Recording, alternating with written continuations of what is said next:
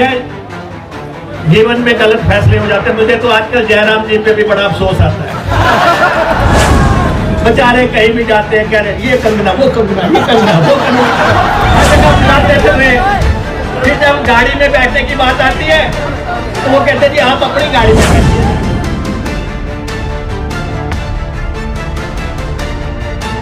प्रदेश में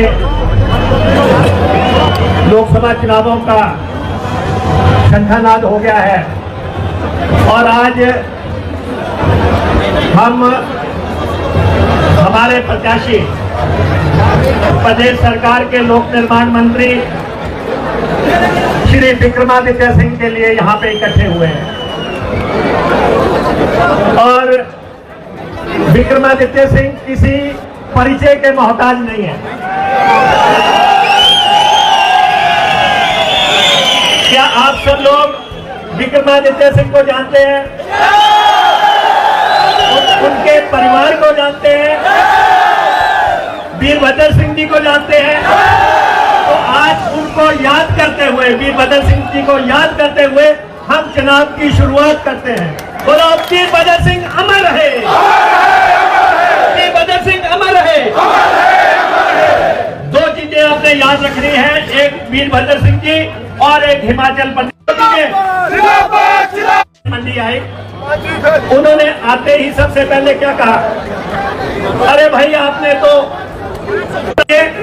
वो पूरे आपके साथ मिलके जो है हिमाचल प्रदेश में शिमला में सरकार चलाएंगे। इसलिए जो लोग ख्वाब देख रहे हैं शिमला की सरकार पे कब्जा करने का, वो जो है आजकल उनकी हालत क्या है। एक मिनट भाई, सब कुछ जिंदाबाद है क्योंकि ये सीट, मंडी की सीट जो है एक नया इतिहास लिखने जा रही है, एक नया इतिहास लिखने जा रही है। हमने वीरभद्र सिंह जी ने इस सीट को 3 बार जीता, 3 बार प्रतिभा सिंह जी ने जीता और अब तो जो है जीत विक्रमादित्य सिंह की निरंतर चलती जाएगी, निरंतर चलेगी। जिस व्यक्ति ने पीडब्ल्यूडी मिनिस्टर एक बहुत महत्वपूर्ण मंत्री होता है सरकार में, इनको सत्ता का मोह या लालच नहीं है। इन्होंने कहा कि मंडी की सीट मैं लड़ूंगा और मैं आपको जीत के दूंगा। ये सब जो है ये आपके दम पे हुआ। दूसरी तरफ जयराम ने क्या किया, जयराम ने 9 लोगों की नौकरी छीन ली, 9 लोगों की नौकरी छीन ली। 6 बेचारे आजकल गए हुए हैं विधानसभा का चुनाव लड़ने के लिए। थोड़े दिन के बाद 3 और जाएंगे, 3 और जाएंगे। जहां तक इन 6 लोगों का सवाल है, जब इन्होंने राज्यसभा में हमारे खिलाफ वोट डाला तब ये सोचते थे कि हमने वोट खिलाफ डाल दिया, कल जाके हम फिर विधानसभा में बैठ जाएंगे। अगले दिन जब विधानसभा में आए और कहने लगे कि हमने अंदर जाना है, तो विधानसभा के सारे लोग खड़े हो गए, कहते नो एंट्री, नो एंट्री। इन्होंने कभी सोचा नहीं था कि रात के अंधेरे में हम पूर्व हो जाएंगे और ये चुनाव जो है इनको अपूर्व बना देगा, अपूर्व बना देगा। विधानसभा में जाना और एमएलए बनना कोई आसान काम नहीं है। एमएलए एक बार बन जाए सारी जिंदगी कहता है कि मैं एमएलए था। इनको रास नहीं आया एमएलए बनना। और जब विधानसभा में स्पीकर साहब ने कह दिया कि अब आपकी एंट्री बंद हो गई, फिर ये सुप्रीम कोर्ट में चले गए और सुप्रीम कोर्ट में देश की सबसे बड़ी अदालत ने कहा भाई तुम तो विधानसभा में भेजने के काबिल नहीं हो, तुम विधानसभा भेजने के काबिल नहीं हो, तुम्हें हाथ के निशान वालों ने जिताया था, तुमने तो कोई और ही पाठ पढ़ लिया जाके। और उसके बाद अब आ गया तीसरा चैनल, अब जनता के दरबार में जा रहे हैं। अब जहां भी जा रहे हैं वहां सारी जगह लिखा हुआ no entry, no entry, no entry, no entry, हर तरफ से नो एंट्री। 6 की 6 सीटें हम जीतने जा रहे हैं, 4 की 4 लोकसभा सीटें। और जितना आपका उत्साह है, 4 की 4 लोकसभा सीटें। आप शिमला में माहौल देखो क्या है पार्लियामेंट्री सीट का, आप जो है मंडी में माहौल देखो पार्लियामेंट्री सीट का। ठीक है, ये मुंबई से एक टिकटार्थी लाए हैं यहाँ पे, मुंबई से वो आए हैं अब उन्होंने मुंबई रहना होगा, मंडी रहना होगा, वो खुद फैसला करें। आपका एमपी तो विक्रमादित्य सिंह ही होगा, विक्रमादित्य सिंह ही होगा, और आपको हर जगह अवेलेबल होगा। ये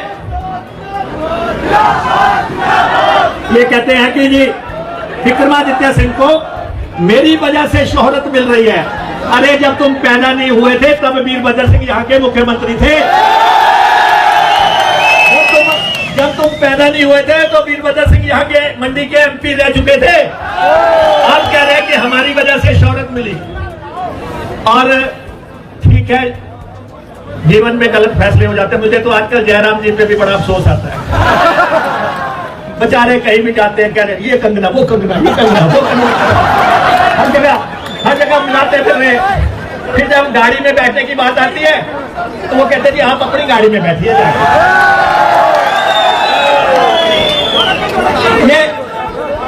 ये क्या हाल, जयराम जी ने ये क्या हालत बना लिया।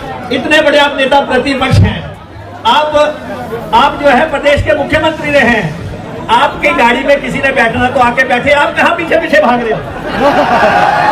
ये स्थितियां बनी हुई है।